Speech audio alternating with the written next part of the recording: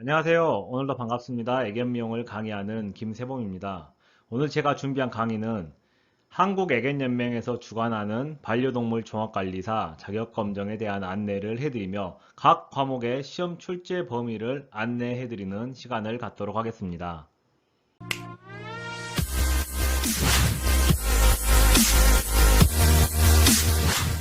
한국애견연맹에서 주관하는 반려동물 종합관리사는 총 5과목으로 구성이 되어 있으며 각 과목에 25문항씩 출제되며 총점 100점의 합격 기준은 60점입니다.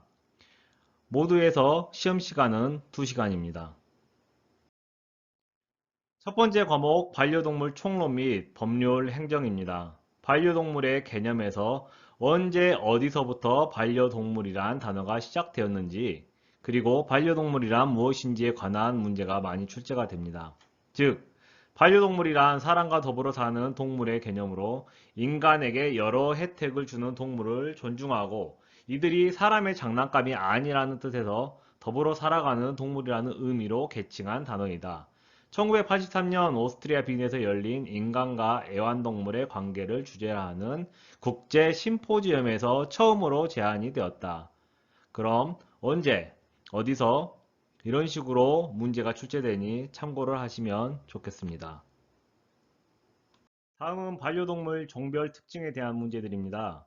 우리가 중등교육에서 배운 바 있는 생물분류법, 종속과목 강문계, 그리고 생물분류법을 제안한 학자의 이름이나 순서 등이 문제에 출제가 됩니다. 그리고 개, 고양이, 패럿, 햄스터, 조류, 파충류에서 각 종별로 문제가 출제되고 사이테스, 멸종위기에 처한 동식물 교육에 관한 국제협약에 관한 문제가 출제되니 꼭 숙지를 하시기 바랍니다. 다음 법률 행정에서 동물보호법의 제정 과정과 동물보호법 일부 개정의 주요 내용이 시험에 출제가 되며 검역의 개념과 의미 그리고 새로운 개, 고양이 검역 방법 및 우리가 키우는 반려동물의 등록 절차에 관한 문제가 출제가 됩니다. 다음은 고객응대 및 서비스 과목입니다.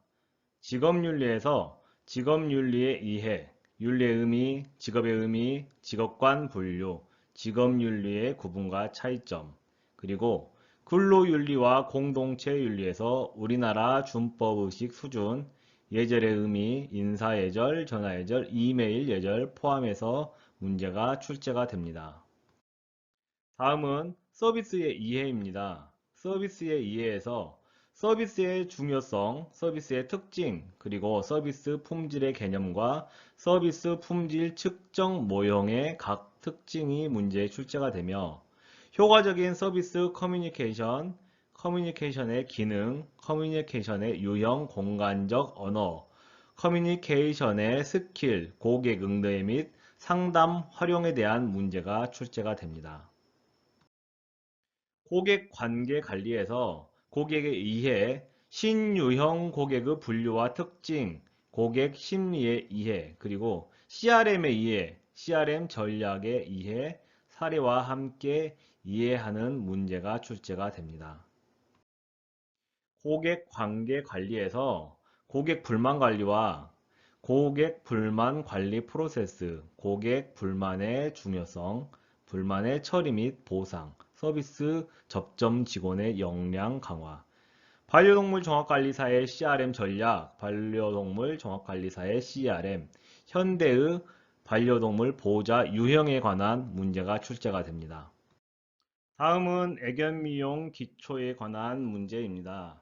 개의 몸과 건강에서 개에 관한 기초 지식, 피부와 피모의 지식, 체온, 그리고 애견 미용사의 수의학, 위생과 소독, 애견 미용사의 기본, 그루머 용어 정리, 트루머의 마음가짐, 상황에 맞는 관리 요령과 소형견을 앉는 방법, 그리고 각종 도구의 종류와 올바른 사용법 전 부분에서 문제가 출제가 됩니다.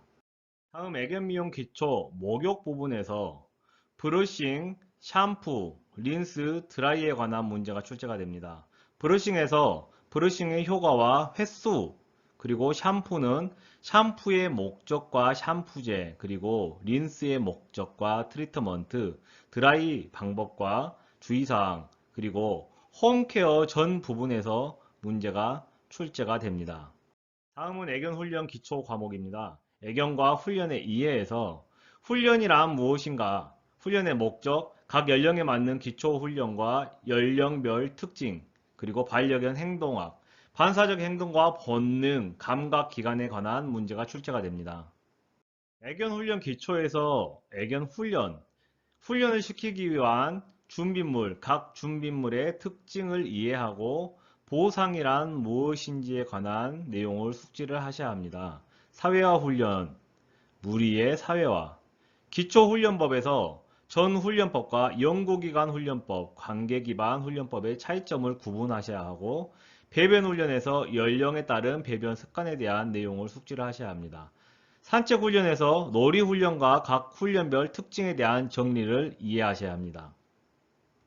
다음 애견훈련 기초에서 도구쇼에 관한 문제가 출제가 됩니다. 도구쇼 출진을 하기 위한 훈련과 심사의 기준, 그리고 도구쇼 용어 정리 및 출진 훈련하기에 관한 문제가 출제가 됩니다. 다음은 5번째 과목 브리더 윤리 및 번식에 관한 문제입니다. 브리더의 기초 지식에서 브리더란 무엇인가에 대한 모든 부분에서 출제가 됩니다. 견종 표준과 도구쇼의 모든 부분, 종견이란 무엇인가, 종견 선정의 기준, 견체와 그룹의 이해, 그룹별 개의 종류와 특징에 대해서 숙지를 하셔야 하며 그룹별 특징, 그리고 어떤 그룹에 어떤 견종이 속하는지에 대한 내용을 숙지를 하셔야 합니다.